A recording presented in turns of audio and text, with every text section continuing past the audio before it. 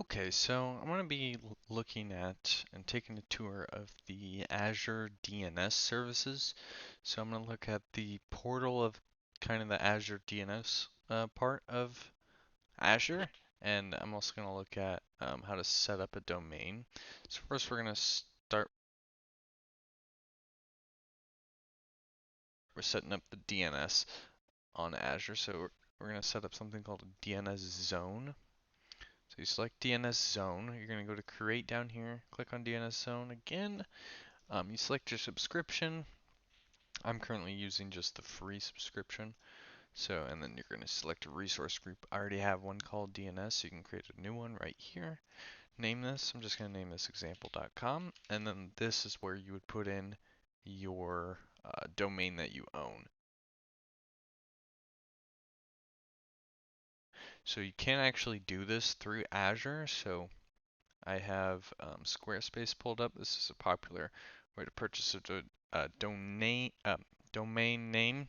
Um, so like googlecloudcard.com, you could purchase, host that. It's about $12 a year though.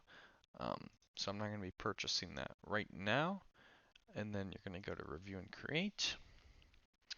You hit create, and then this will take a couple minutes. Um, So I'm just going to go back to one that I already have created.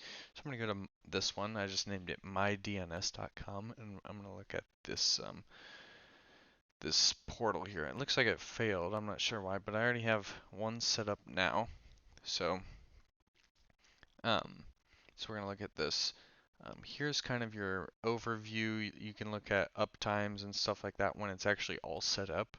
Um, it tells you your subscription type, the name of your resource group, um, some details here.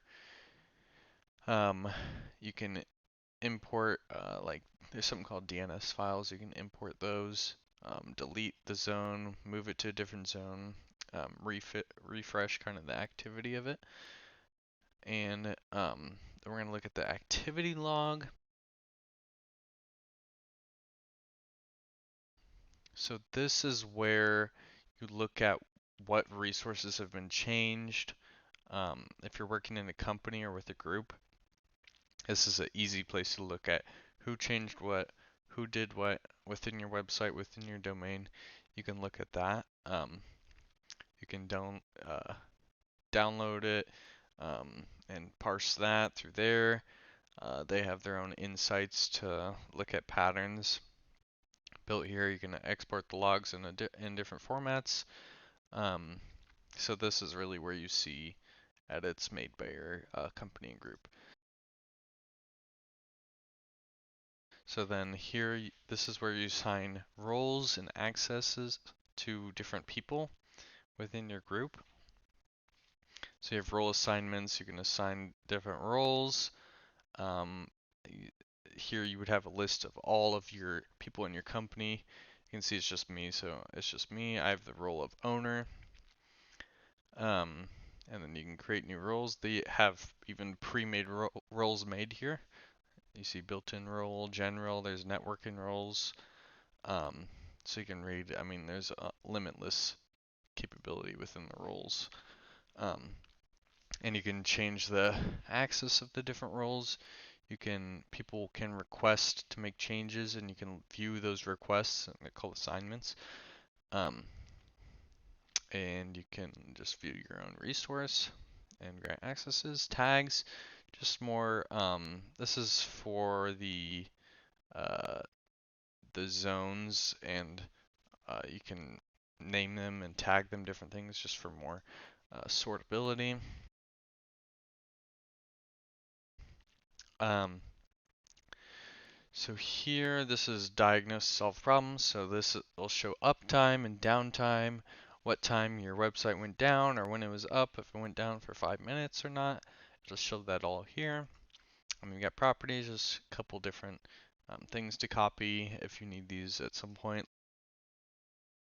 Locks. This is resource locking, so you can lock a resource that you want, like, never deleted unless absolutely explicitly said. So you can lock something. Um, so even the owner couldn't delete it unless very explicitly said. Here's alerts. So this is kind of a security tab. Tab. So you can look at um, different requests, like DDoS attacks are common, and these will pop up here in the alerts. So if you see like 100 requests to your website within 60 seconds, that's something like a DDoS attack, and you would want to see that pop up here. So you can create alert rules for that to pop up. They also have defaults to create as well. Um, and then this is a better like metrics, how many requests were made to your DNS or through this DNS to your website. Um, there's automation tasks, so you can write different scripts for your website and DNS like routing and such. And then this last tab here, resource health, it kind of has their own checker on how the health is doing of your website and your app through this DNS service. So I hope that was informal to you, and I hope you learned something about Azure DNS.